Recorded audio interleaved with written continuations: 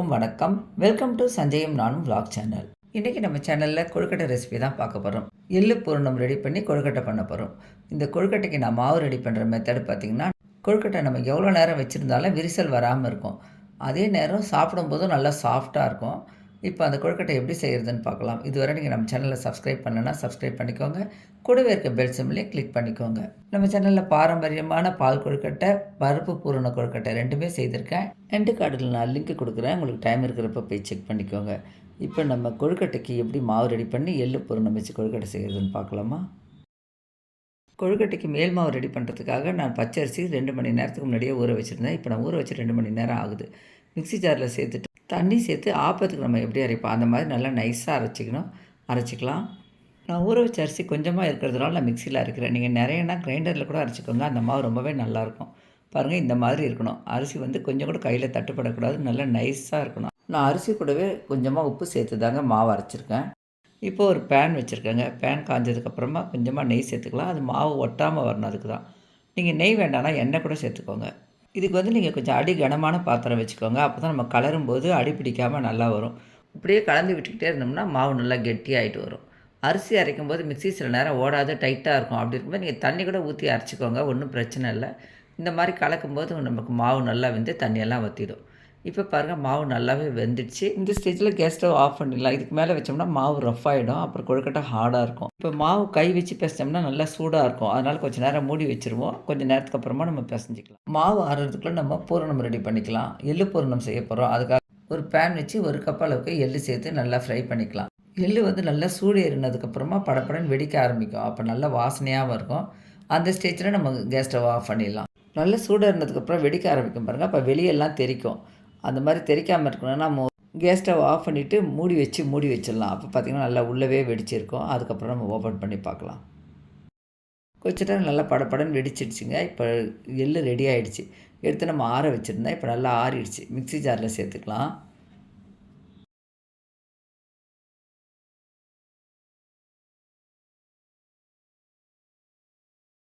தண்ணியெல்லாம் எதுவும் ஊற்ற வேண்டாம். பல்ஸ் மோடில் போட்டு ஒரு சுற்றி எடுத்துகிட்டு வந்துடலாம். இதுக்கப்புறம் நம்ம வெல்லம் சேர்க்கணும்.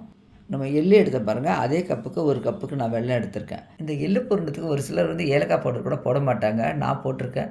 உங்களுக்கு அந்த எள்ளோட வாசனை மாத்திரம் போதுன்னா நீங்கள் ஏலக்காய் பவுடர் போடுறதை விட்டுடுங்க. இப்போ மிக்ஸி ஜாரில் சேர்த்து சுற்றிருக்கேங்க. நான் ஃபஸ்ட்டு ஒரே தடவை போட்டேன். வெல்லம் டைட்டாக இருந்தது, சுத்தவே இல்லை மிக்ஸி. அதனால் 2 பேட்சாக போட்டு அரைச்சிட்டேன். இப்போ 2யும் மிக்ஸ் பண்ணி விட்டுடலாம்.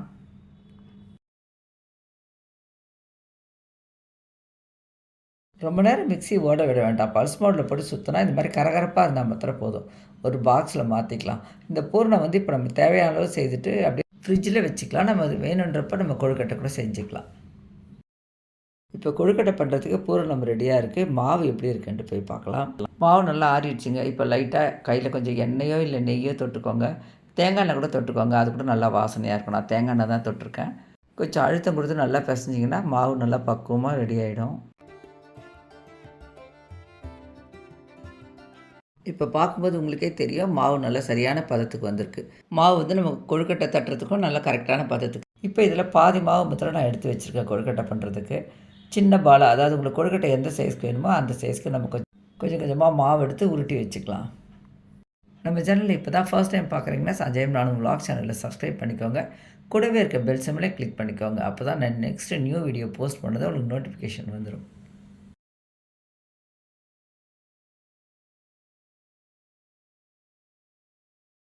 இந்த மாவு இப்படியே இருக்கட்டும். நம்ம கொழுக்கட்டை மோல்டு இருக்குது பார்த்திங்களா, அதில் செய்கிறதுக்கு யூஸ் பண்ணிக்கலாம். நான் 2 மாடல் மோல்டு வச்சுருக்கேன். ஒன்று இந்த மாதிரி ஷேப்பு, இன்னொன்று மோதகம் ஷேப்பில் வச்சுருக்கேன். 2த்துலேயுமே செய்துக்கலாம். ஃபஸ்ட்டு இந்த மோல்டில் எல்லா பக்கமும் எண்ணெய் தேய்ச்சிக்கலாம். அப்போ தான் நமக்கு கொழுக்கட்டை செய்து முடிச்சதுக்கப்புறம் ஈஸியாக எடுக்க வரும். ஒன்றும் இல்லைங்க, கொஞ்சம் மாவு எடுத்து அந்த 2 பக்கமும் நல்லா ஃபில் பண்ணிவிட்டு சென்டரில் பூரணம் வச்சு க்ளோஸ் பண்ணிடணும். அதே மாதிரி தான்.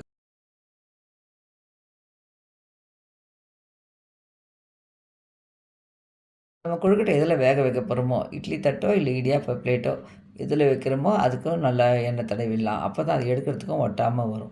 ஃபஸ்ட்டு நான் கையில் எப்படி கொழுக்கட்டை செய்கிறதுன்னு சொல்கிறேன். பிகினர்ஸ் கூட இது செய்திடலாம். மோல்டெல்லாம் இல்லைன்னா நம்ம இந்த மாதிரி சிம்பிளாக செஞ்சிடலாம். அதுவும் அழகாக இருக்கும்.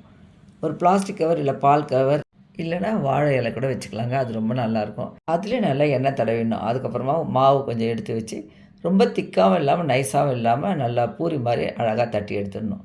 கொஞ்சமாக பூரணம் வச்சுட்டு இந்த பிளாஸ்டிக் கவரை புக்கு க்ளோஸ் பண்ணுவோம் பார்த்தீங்களா, அந்த மாதிரி க்ளோஸ் பண்ணிங்கன்னா அது நல்லா கவர் ஆகிடும். அப்புறம் இந்த ஓரெல்லாம் பார்த்திங்கன்னா லைட்டாக ப்ரெஸ் பண்ணி விட்டுட்டிங்கன்னா கொழுக்கட்டை ரெடி ஆகிடும். பாருங்கள் எவ்வளோ அழகாக சிம்பிளாக நம்ம கையிலேயே கொழுக்கட்டை ரெடி பண்ணிட்டோம். இதுக்கப்புறம் நம்ம மோல்டில் செஞ்சுக்கலாம்.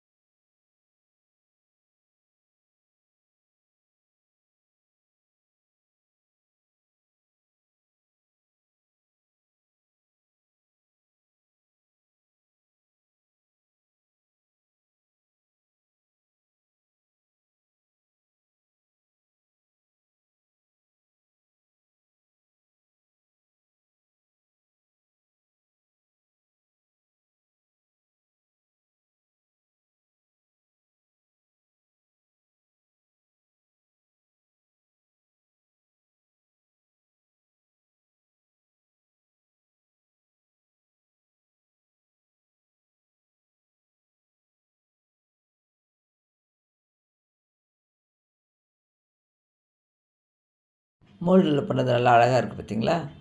இப்போ நம்ம அந்த இட்லி பிளேட்டில் வச்சிடலாம். இப்போ வந்து மோதகம் செய்யலாம். கொஞ்சமாக மாவு எடுத்துகிட்டு அதை அப்படியே சொப்பு மாதிரி பண்ணிவிட்டு அது உள்ளே பூரணம் வச்சுட்டு அதை அப்படியே நம்ம கையால் அப்படியே நீட்டோம்னா மோதகம் ஷேப்பில் வந்துடும். செய்துக்கலாம்.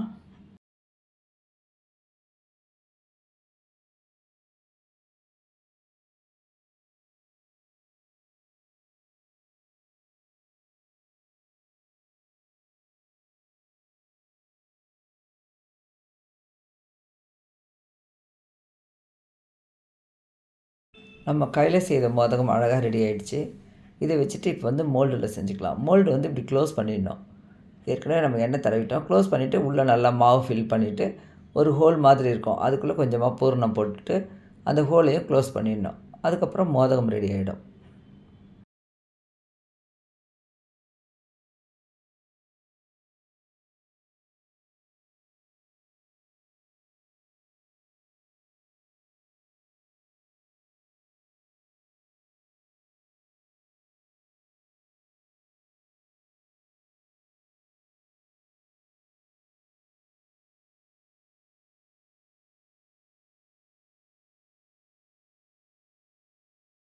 குட்டி மோதகம் க்யூட்டாக ரெடி ஆகிடுச்சு பாருங்கள். மோல்டில் செய்கிறதெல்லாம் செய்திருக்கேன், இன்னும் கொஞ்சம் செய்துக்கலாம். எல்லா மாவுலையுமே செய்துட்டுங்க. கொஞ்சமாக மாவு வச்சுருக்கேன். இதில் வந்து ரவுண்டாக கொழுக்கட்டை வந்து நல்லா பால் ஷேப்பில் செஞ்சுக்கலாம். கையில் அப்படியே சொப்பு மாதிரி பண்ணிவிட்டு உள்ளே பூரணம் வச்சுட்டு அதை அப்படியே ரவுண்ட் பண்ணிக்கிட்டே இருந்தோம்னா நல்லா ரவுண்டாக பால் மாதிரி ஆகிடும்.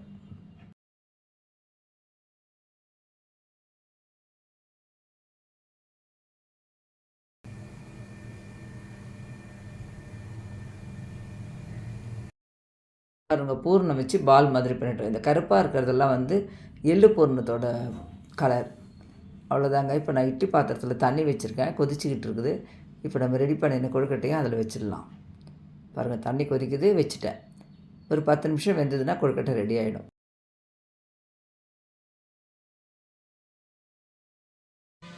10 நிமிஷத்துக்கு அப்புறமா திறந்து பார்க்குறேன். கொழுக்கட்டை பார்க்கும்போதே அவ்வளோ நல்லாயிருக்கு. நல்லா தொட்டும் பார்த்தேங்க, நல்லா சாஃப்டாக இருக்குது கொழுக்கட்டை. கொஞ்சம் கூட விரிசலே வரல பார்த்தீங்களா. 6 நாளும் அது விரிசல் வராது. இதே மாதிரி தான் இருக்கும். இதே மெத்தடில் நீங்களும் ஒரு முறை செய்து பாருங்கள். மேல் மாவும் சரி, எள்ளு பூரணமும் சரி, என்னோடய மெத்தடில் செய்து பார்த்துட்டு எப்படி வந்ததுன்னு சொல்லிட்டு மறக்காமல் கமெண்ட் பண்ணுங்கள். பச்சரிசி இருந்ததுன்னா நம்ம டக்குன்னு ஊற வச்சு மிக்சியில் அரைச்சிட்டு கலரிட்டு இந்த மாதிரி சாஃப்ட் கொழுக்கட்டை செஞ்சிடலாம். பிகினர்ஸ் யாராவது இருந்தாலும் இந்த மெத்தட் ட்ரை பண்ணுங்கள். பார்த்தீங்கன்னா அதுக்கப்புறம் ஒவ்வொரு வருஷமும் நீங்கள் இதே மெத்தடில் தான் கொழுக்கட்டை செய்வீங்க. வீடியோ பிடிச்சிருந்துன்னா ஒரு லைக் கொடுத்துருங்க. உங்கள் ஃப்ரெண்ட்ஸ் அண்ட் ரிலேட்டிவ்ஸ்க்கும் ஷேர் பண்ணுங்கள். ஃபஸ்ட் டைம் நம்ம சேனலில் பார்க்குறதா இருந்தால் சப்ஸ்கிரைப் பண்ணிக்கோங்க. கூடவே இருக்க பெல் சிம்பிளையும் கிளிக் பண்ணிக்கோங்க. இது வரைக்கும் சஞ்சய் நானும் vlog சேனலில் தொடர்ந்து பார்த்து சப்ஸ்கிரைப் பண்ணி சப்போர்ட் பண்ணி கமெண்ட் பண்ணுறவங்க எல்லாருக்குமே ரொம்ப ரொம்ப தேங்க்ஸ். இதே மாதிரி வேறு ஒரு வீடியோவில் நான் உங்களை மீட் பண்ணுறேன். தேங்க்யூ.